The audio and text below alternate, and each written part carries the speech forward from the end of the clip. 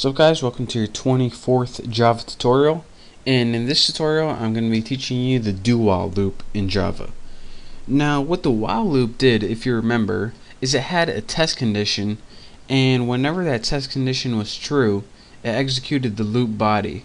But what the do while loop does is execute the body before it even gets the test condition, so you're guaranteed to execute the body at least once before you even check to see if you should be doing it or not. So the first thing we need in order for me to show you guys how to do this is a variable. Just make a variable called counter or something, set it equal to 0. Next, let me show you guys the syntax for the do while loop. Go ahead and write do, and then write something to do in your body of your loop. I'm just going to put system out print line, and I'm just going to print that variable counter, but I'm going to spell it right. And next I'm just going to increment the variable counter so this loop actually ends. And now after you're writing your loop body, then you write the while condition. So you want to do this while your variable counter is less than or equal to 10. So let's go ahead and show you guys why this works. As you can see in the run box, it goes 0, 1, 2, 3, 4, 5, 6, 7, 8, 9, 10. Oops. So we had a counter that was initialized to 0, and it did print it out while the counter is less than 10. And if you're saying, alright, this looks an awfully lot alike, wait a minute, it looks an awfully lot alike, there we go, like the while loop.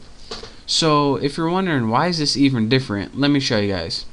It only does this loop while the counter is less than or equal to 10. So what if our counter was initialized to 15 or something like that?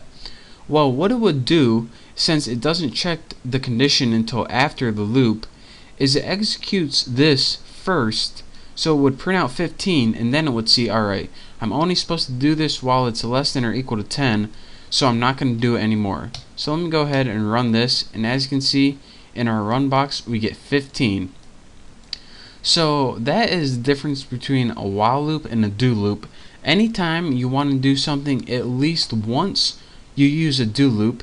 Anytime you want to test it first and only run it if the test is true, that's when you use a while loop.